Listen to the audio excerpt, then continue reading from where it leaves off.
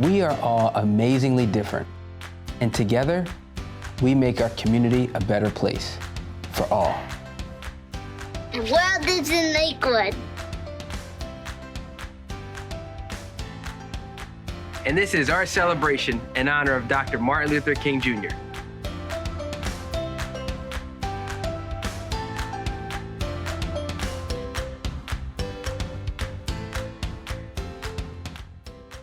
Welcome, I'm Jason Whalen. I'm honored to serve as Lakewood's mayor. And together with our Lakewood City Council and city staff, we welcome you to this 19th anniversary celebration of Dr. Martin Luther King Jr.'s legacy. Today is a hopeful day. This past year, we celebrated Lakewood's 25th anniversary. We enjoyed ourselves and our family members and neighbors in our new beautiful plaza, surrounded by vibrant music, food, and many cultures. Indeed, at 63,000 strong, Lakewood is very diverse in its backgrounds, its cultures, its languages, and its families. The world does live in Lakewood. As we reflect today on Dr. Martin Luther King Jr.'s legacy and vision, we are emboldened and embraced and hopeful through the voices of both our elders and our youth. The elders speak to us about the history of their struggle and inspire us by history and stories that the journey is not yet over, but it is a hopeful one. Our youth and their stories enliven us with their sense of optimism and hope and their leadership for the future as we develop a more perfect union for not just Lakewood, but for our entire community. We look forward to partnering with you as we work to embolden, celebrate, and strengthen the legacy of Dr. Martin Luther King Jr. Your attendance here today is helpful for all of us as we learn more through the voices of our youth and our elders to keep us on the right path as Lakewood moves forward together. Thank you for joining us. My name is Ron Banner, and I am the proud superintendent of the Clover Park School District. And the world does live in Lakewood. Lakewood is a community that is rich in diversity. And as such, it is all of our responsibility to make sure that we are lifting and affirming voices of all people in Lakewood. As a school district, we have focused on student voice, empowering and affirming it. We have done a pretty good job, but we know that there's a lot of work to do. In the spirit of Dr. King, we can honor him by making sure that we know our voice matters and that we empower other voices. Thank you for being a part of today's event. And remember, we are better together.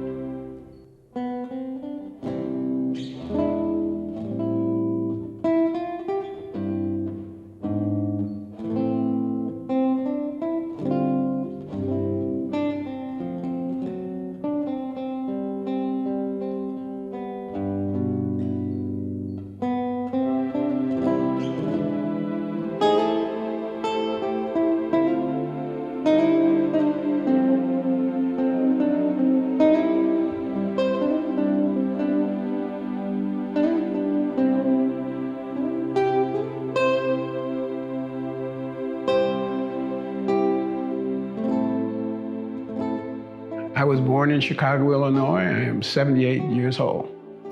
I moved to the Pacific Northwest in 1967.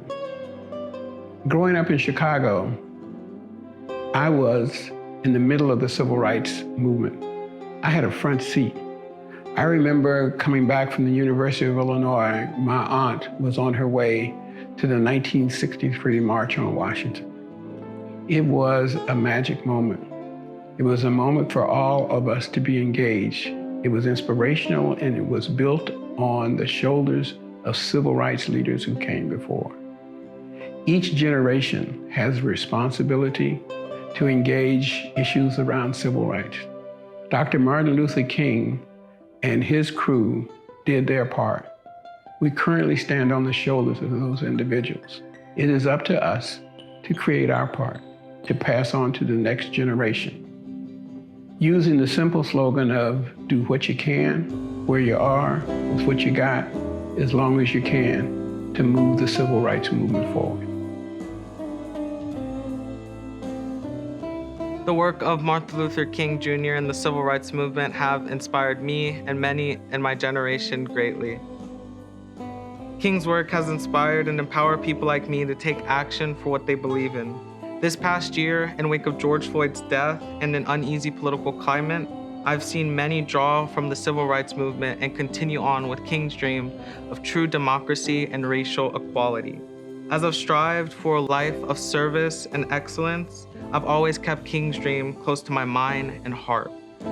And we as individuals owe it to King to push forward with his dream. When I look around, I think to myself, this is the result. It's our responsibility now to let freedom ring and ensure hate never wins. In 1968, my husband took a job in Washington, D.C., and we moved there. We decided to live in the district, even though we were told that the schools were better outside of the district, but the housing there was segregated. We moved into the district April 2nd, 1968.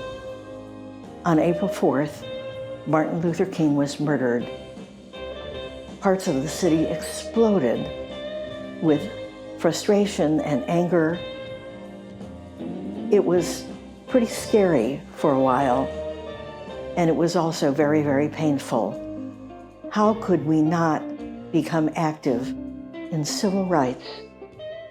From then on, we have always paid close attention and participated when there was an opportunity.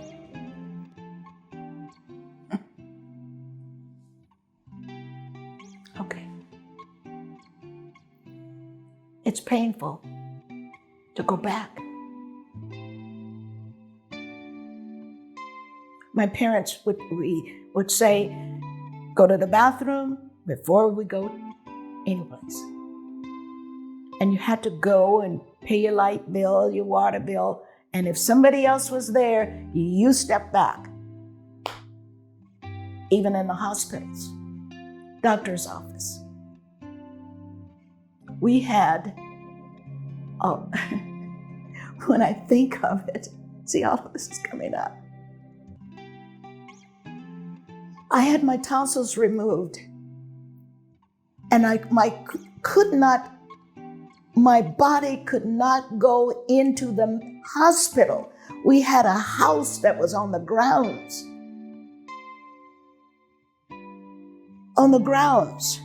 And I had the doctor, any doctor that worked on you, he had to have, a white nurse could not do it.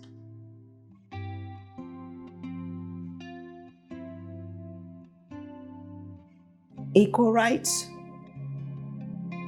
No. Living in segregation, I lived it. I lived what segregation is about. I see Martin Luther King Jr.'s work in action from the opportunities that we're now given and also the newly found confidence in people of color to say what they need and demand it from people. I quote, "I am no longer accepting the things I cannot change. I am changing the things I cannot accept." Angela Davis. I believe that segregation is separation with the justification of persecution. It is an evil that still exists within our world today. While technically illegal in most of the world, we still see segregation. Separation by sex, race, class, religion, and through other means is still very prevalent in our societies. Part of loving each other, like Dr. King wanted, is loving each other because of our differences, not despite our differences. It is the mission of me and my generation to end segregation through all the means in which it manifests.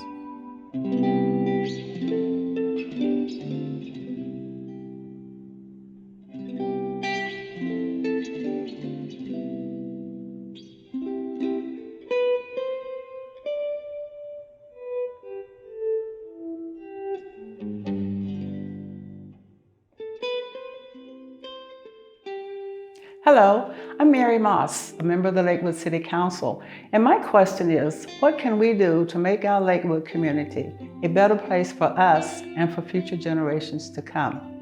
First, we acknowledge that equity is essential for a healthy community, and we lead by example. The youth is our future leaders of this generation to come, and having their voices heard along with POC, I would say would make a more inclusive and equitable community. To enrich our Lakewood community, I think it's important that we provide more of a platform for frontline community members to speak up and voice themselves like King did. I think we should push forth more initiatives to identify racial and class inequalities within our own community, because I think Lakewood always has room for improvement, and this city has been so great at doing that, and I think we just need to continue on with that mindset. In order to create a better community here in Lakewood, I suggest we create more safe spaces for students of color and minorities throughout Lakewood, to have safe spaces to advocate for social justices or injustices which they face every day, not just within school, but also throughout our community. To make Lakewood a better community, we can love, no matter our gender, race, or beliefs. And if we do see any ignorance or racism going on, we can correct them, but do it respectfully. We have the ability and the resources to make our Lakewood community look and feel like the dream that Dr. King had for all of us. Everyone working together for a common goal by enacting the initiatives that support and celebrate the diversity in the city of Lakewood. Thank you.